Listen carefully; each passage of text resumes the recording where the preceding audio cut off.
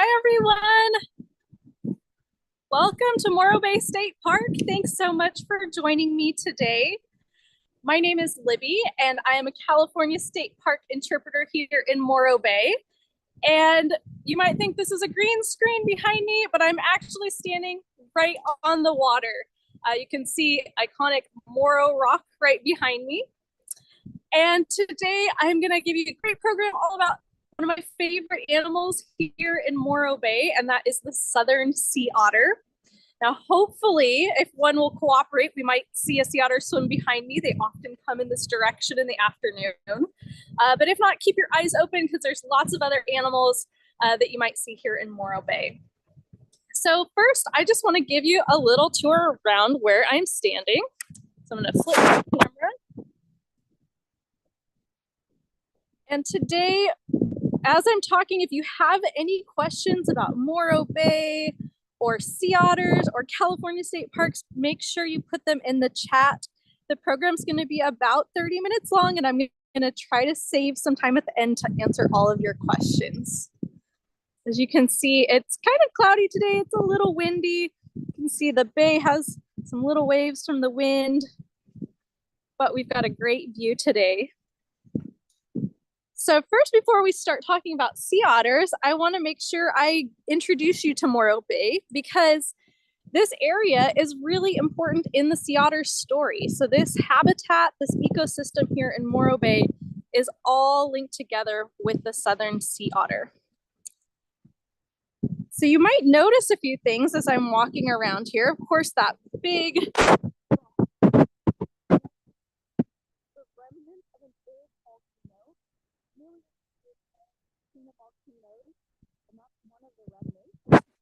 You also might notice there's a strip of land across from me here.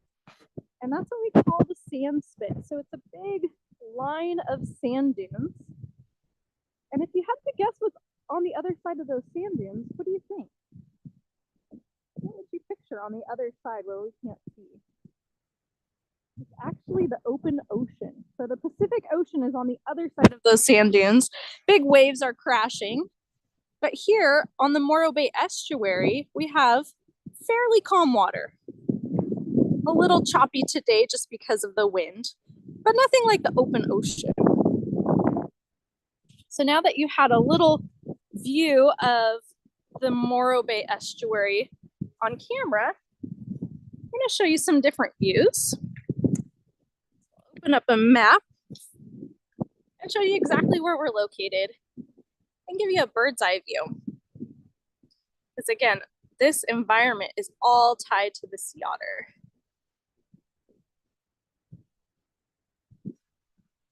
All right, so most of you, I'm sure, are familiar with the state of California and the big two cities, San Francisco and Los Angeles. Morro Bay falls smack in between those two on the coast.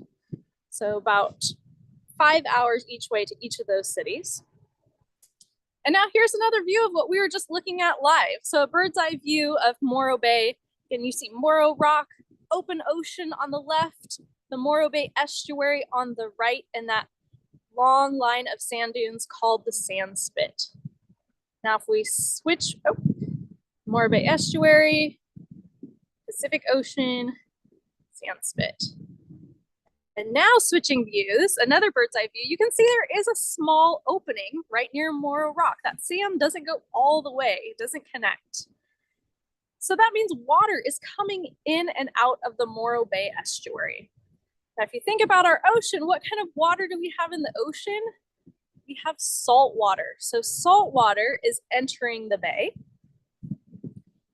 And if we go to the other side, another view of the Morro Bay estuary, you might see those snaky creeks coming in. There are two creeks bringing water in.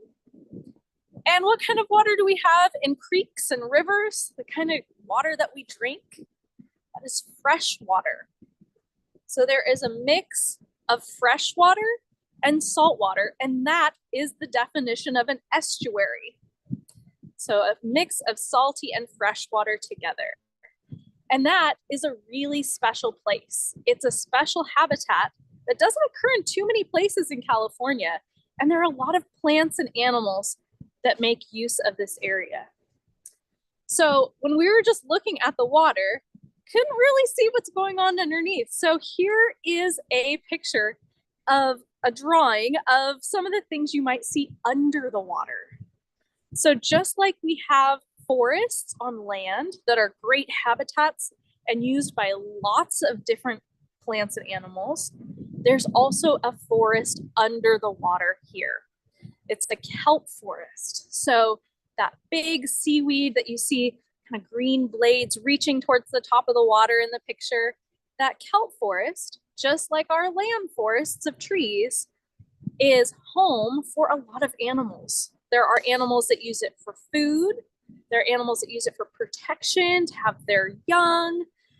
And of course, it's where sea otters live as well. So a lot going on under the water.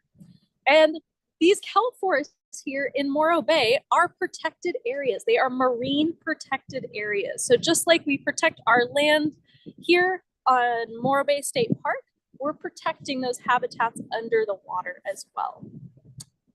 Now, there's another kind of animal that lives here in Morro Bay. There are a lot of people that live in Morro Bay. This is a beautiful area where people like to go out in boats. They like to get on the water. Lots of people live here. There are people that take boats out fishing. So this is a place where not only plants and animals live, but people live too. And that means these people have to live together in this special habitat. Now, seeing Morro Bay from a couple of different views and hearing a little bit about it, think to yourself, do you think that water is cold or warm? I think it's cold or warm. You had to guess. You can see today I've got on my coat. It's a little cloudy. You guessed cold, you are correct. The water here in Morro Bay is pretty chilly. And that's actually a good thing for sea otters. Sea otters thrive in cold water. So you and I would have to wear a wetsuit if we wanted to go swimming out here, but otters have special adaptations, and we'll talk about that word a little bit later, that help them thrive in this environment, so the cold environment. Now, what else do you notice about Morro Bay? If you were a sea otter, why would you want to live here? Why else would you want to live here other than this nice cold water? Well, if you were a sea otter, what would be appealing? So one thing is that it's nice and protected. So again, this is not the open ocean. It's protected. There's not big waves crashing. If you are a resting sea otter or a sea otter mom with their baby, this is a nice calm area. Also, it's fairly shallow. So it might look like it would be pretty deep, but most of Morro Bay is fairly shallow, which means sea otters' predators, the things that might eat a sea otter, usually don't come hunting in Morro Bay because they're too big. So things like great white sharks and orca whales don't come into Morro Bay. So it's pretty safe.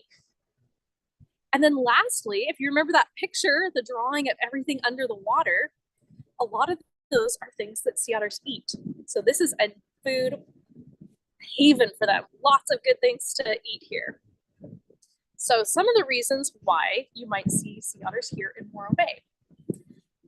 Now, a little background about sea otters in California.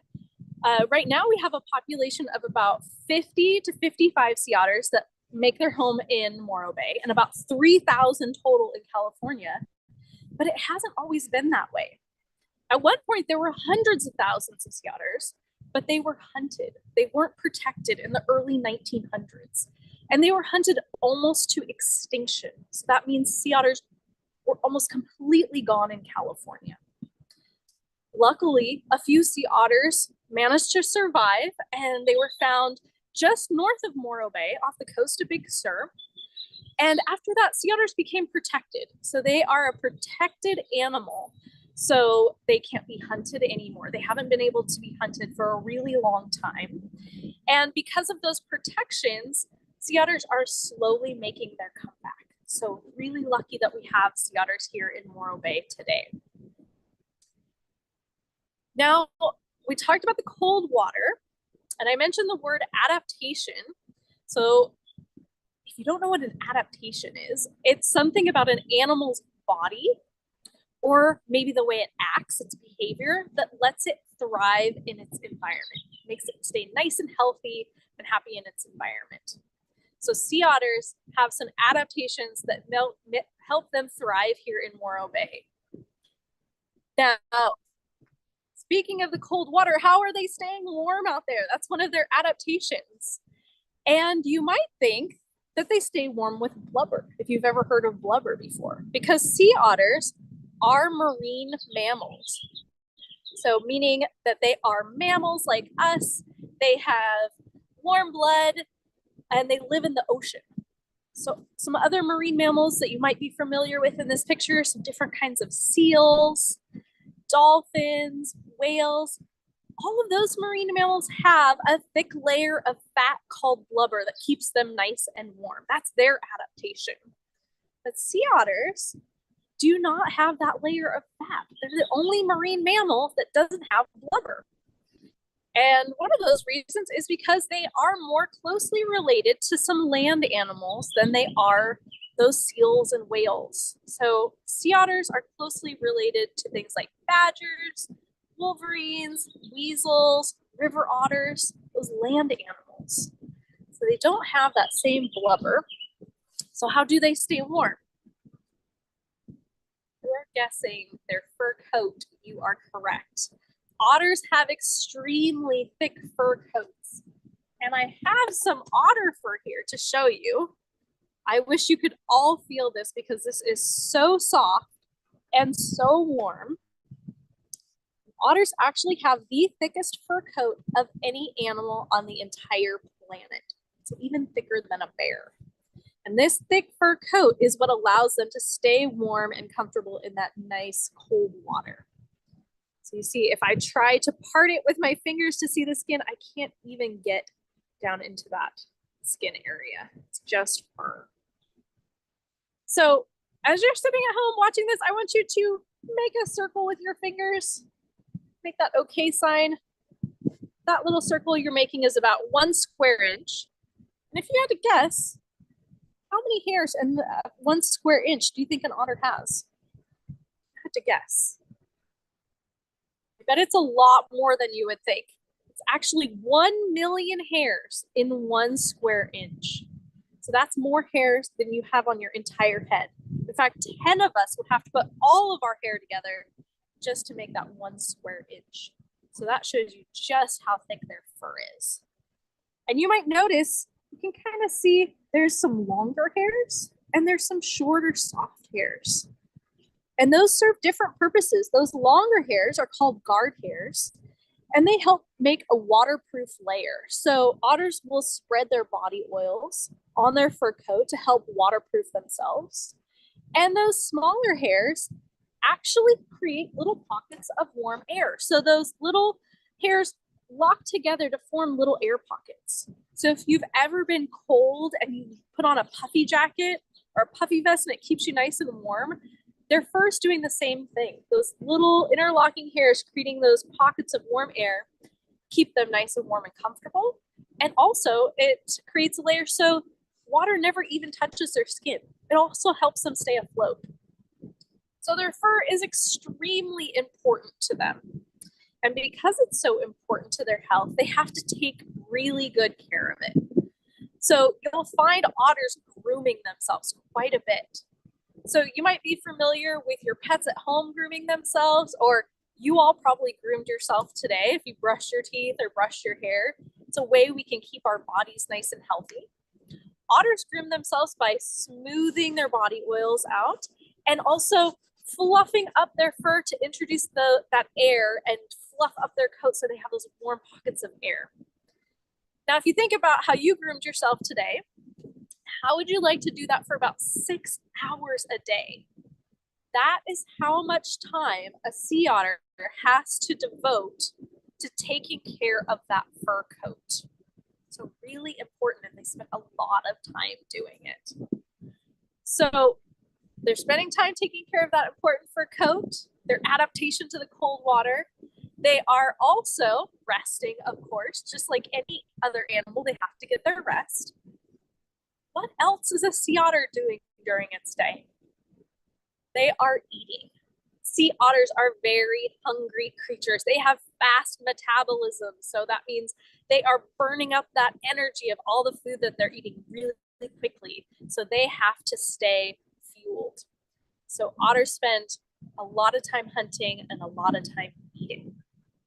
Now, if you had to guess, what kind of foods do you think an otter would eat? We got a clue in that picture earlier. All their food you can find here in Morro Bay. They definitely have some favorites, and I have some otter food here to show you. And I bet you'll recognize a lot of these, and probably some of these you might even eat too, like clams. So clams, find them down in the mud here in Morro Bay, one of the otter's favorite foods. California mussels, another animal similar to a clam. This one's broken, but two shells halves together, and there's a meaty creature on the inside that's delicious to otters. They also really love crabs, one of their favorites here. This is something you may recognize from your garden. It's related. This is a sea snail. And one of otter's really favorite foods, the purple sea urchin. So this one that I'm holding up has lost its spines. It's kind of dried out. Here is one that still has its spines on there, a little bit crushed, but you can kind of see what that animal looks like. So again, a shell with a soft, meaty creature that lives inside that sea otters eat. Now, sea otters love urchins, and it's actually really important that they eat urchins. Now, why would that be? Why does it matter what they eat? Well, sea urchins love to eat kelp. They eat the bottom part of kelp. This is a piece of dried up kelp, and this is called the holdfast. This is the part that holds kelp onto the bottom of the sea floor and keeps it from floating away. It kind of looks like roots almost. And that's what sea urchins love to eat. And they're also really hungry creatures. They can eat a lot of these kelp holdfasts. Now, if you picture a kelp forest that has a whole lot of urchins and no sea otters, what do you think might happen to that kelp forest eventually? A whole lot of hungry urchins eating all that kelp. They eventually eat all these holdfasts and the kelp floats away.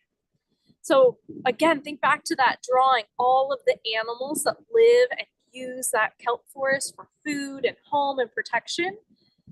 If we have too many urchins, it takes away that entire habitat for all the animals that use it.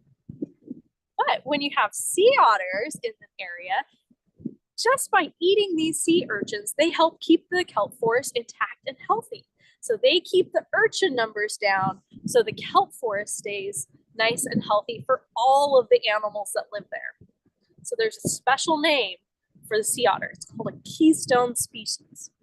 So a keystone species is an animal who takes care of their habitat and their environment, and all the other animals that live there benefit from it. So really important that they eat sea urchins, but to them, they're just delicious. So all of these things that otters eat, they all have something in common. So what do you notice about all of these things that sea otters eat? Give you a clue.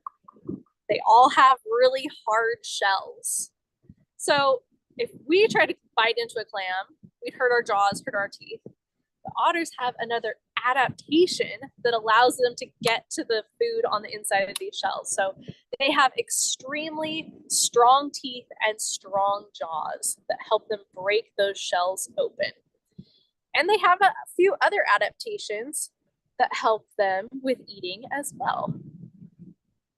So here's a picture of a sea otter that is clutching maybe a clam or a snail between its paws. And yes, it has paws in the front. Even though it's swimming in the ocean, it has flippers in the back that makes it a good swimmer, but paws in the front. And those paws help it grasp things like clam shells. So when they're diving down, they can have a good grip on those things. You might also notice that otters have really thick whiskers. just like our pets at home, just like cats, they use their whiskers to feel. They're very sensitive. So when they're diving down in that water and it might be kind of dark and murky with the mud, those whiskers can help them feel and find their food. And now here is a shot of those really strong teeth. So you can see those big canines, those flat molars for crushing, extremely strong jaw muscles. They actually have more biting force than a pit bull. So really strong to break open those shells. Now they also have another adaptation for those shells that are just too hard for their teeth. And that sometimes happens. These clam shells are really thick. And this adaptation is a behavior. So sea otters sometimes use tools. There's not a lot of animals that use tools. We're an animal that uses tools. Otters will use a rock as a tool to break open a clamshell or mussel shell. So on a quiet morning here in Morro Bay, you might hear a knocking sound, and that might be a sea otter laying on its back, holding its shell and crushing it open with a rock. So pretty cool adaptation that's really unique. Now, my favorite otter fact is what they do with their rock afterwards. Sometimes they might toss it back in the water. Sometimes they put it in their pocket. Yes, sea otters have pockets. They have loose skin in their armpits. They can stash their rock or maybe stash a clam that they have their hands full. And so they make use of that pocket. And I think that's so cool. I would like to have a built-in pocket. So last thing before I get to questions, how about people and sea otters? That's a question I always get here in the park. Sea otters and people interacting. We saw that picture of all the paddle boarders and kayakers out on the water where sea otters are making their home. So as long as people are being respectful of wildlife like sea otters, we can coexist happily. So how can we be respectful? And this is something that ties into Earth Day. So I hope everybody had a wonderful Earth Day and is celebrating all week long, all month long. And I hope it got you to thinking how you can be a good steward to our Earth, how you can take some responsibility for our Earth. And so one thing that you can do is to give wildlife lots of space. So sometimes interactions are unavoidable, but sometimes we can make sure that we are watching animals, making sure that they are comfortable. So a disturbed animal, an animal that's getting nervous or scared that you're too close, will look alert. It'll be looking at you. Maybe it'll stop what it's doing. And that's your sign to maybe back away and give it some space. So watching wildlife from a respectful distance is a really easy thing that we can do. And we have cool stuff like cameras and binoculars that we can use. That's an easy way that we can respect our Earth and all the creatures that live on it. And then another thing that we can do is clean up after ourselves. Look at this beautiful water and all of the animals that live in it. We want to make sure we're being respectful and taking care of it by not allowing our trash and pollution to get in this water. So picking up after yourself, or if you see some trash that somebody else left, you can pick that up too. And then making sure that we're not dumping things in any of our water, because all water eventually leads to the ocean. So not dumping nasty stuff like oil or cleaners in drains. So those are all really simple things that we can do for all places on Earth, but especially here in Morro Bay for our wonderful sea otters. All right, we have a few minutes left. I'm going to look at the chat and try to get to as many questions as I can. So if you think of any more, let's see. Oh, are otters friendly and do they bite? That's a great question. So they are a wild animal and you saw those big teeth. If you corner an otter, you do risk getting bit because they might want to defend themselves. So again, giving wildlife lots of space, it's healthy for them. It's also healthy for you too. Let's see, do they eat fish? That's a great question. They do not eat fish. There are some otters that do. There's the northern sea otter that's up in Alaska that does eat fish. River otters eat fish, but the southern sea otter, they stick to those things that they find in shells.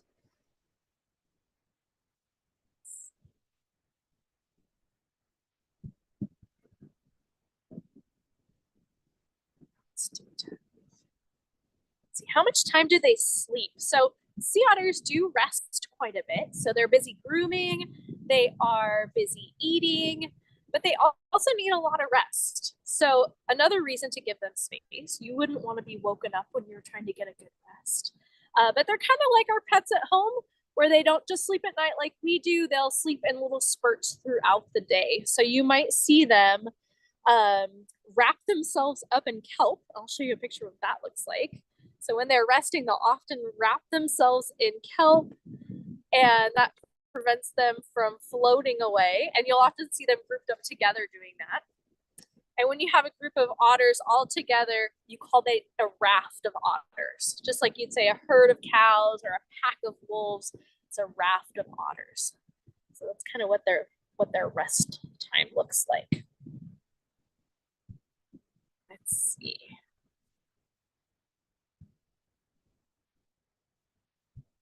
Ooh, how do sea urchins eat, or how do sea otters eat urchins without getting hurt by the spines?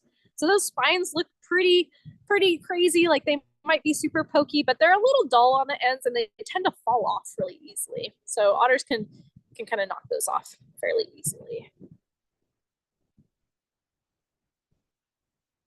Are sea otters territorial? Do they protect the area that they live in? That's a great question.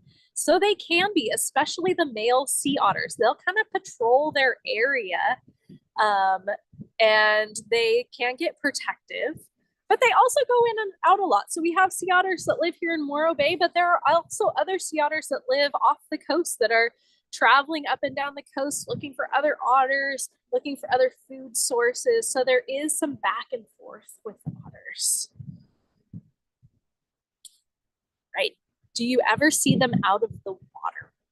It happens occasionally. And it's interesting because it happens in some places more than others. So here in Morro Bay, most of our beach areas have quite a few people on them. It's a little busier. The otters here, we don't really see come out on the shore as much. Sometimes when they're sick, they're not feeling well, they might come out to help them warm up. But there's otters in other places that spend more time on the shore. So just some differences in different groups of otters.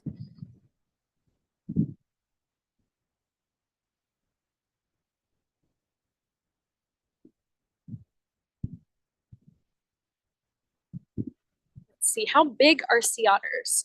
Sea otters are actually bigger than you would think. A lot of their body is hidden under the water when you're looking at them, but they are fairly big. A male can get up to 90 pounds. So that's about the size of a large dog. So about the size of a German Shepherd or a big lab.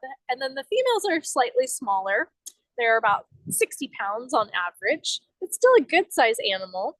And then I did see a question asking about babies, and I'll show you a baby sea otter because I think they're pretty much the cutest animal to exist. So here's a baby sea otter laying on its mom's tummy.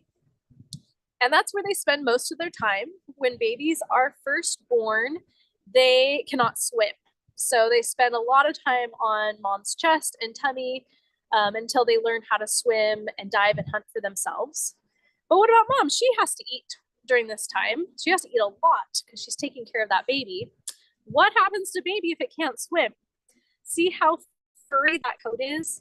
A baby's fur coat is even furrier than the adults. It is in fact so furry, so fluffy, that it makes them float on the surface. So while mom dives down to go get her food, she'll leave baby on the surface. It'll just float, and just like any other baby, it will cry for mom until she comes back. So you'll hear a little baby otter squeaking for mom when they are diving down for food.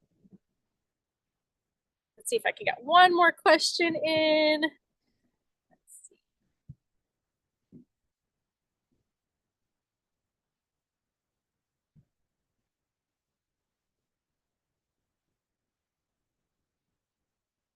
Oh, since they are related to land animals, can they walk on land?